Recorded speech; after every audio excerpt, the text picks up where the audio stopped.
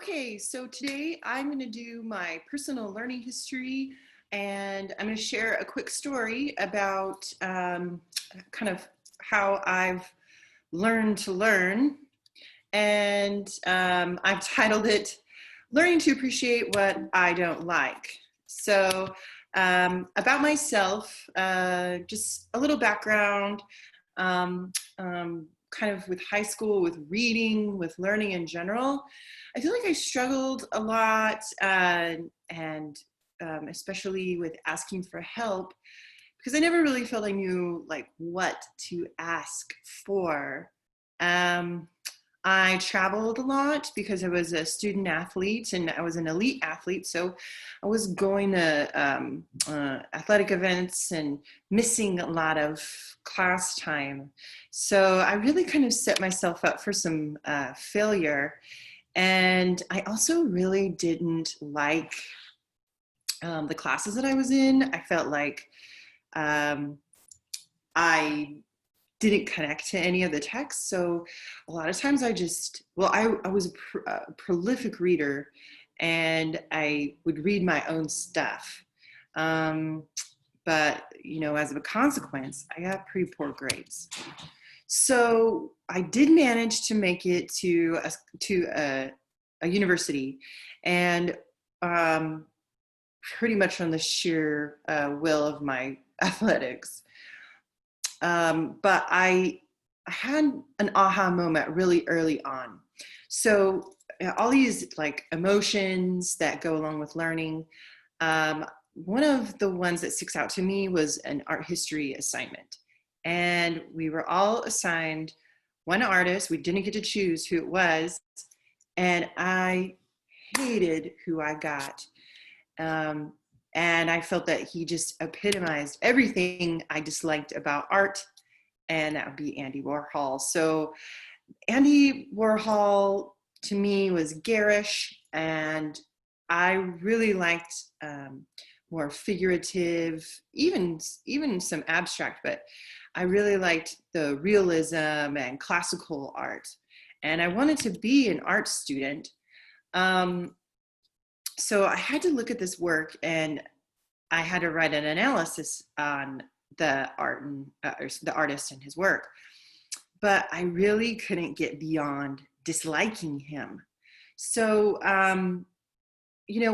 when we look or we evaluate a topic, we're always saying to ourselves, I'm always saying to myself, gosh, I just don't care.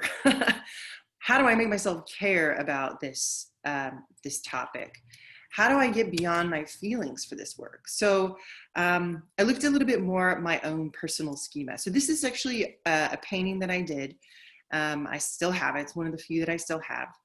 And I needed to examine some of the things that I thought about what an artist was. So I thought that I knew I wanted to be an artist, and I loved painting.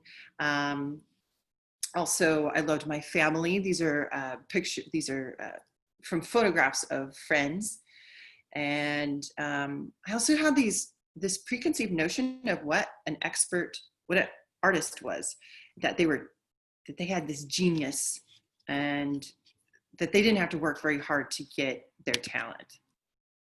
So I tried to do a little comparing, contrasting, and look at the artist's work from a more objective point of view, and then pair it with the subjective. So subjectively and emotionally, I knew his work didn't really speak to me.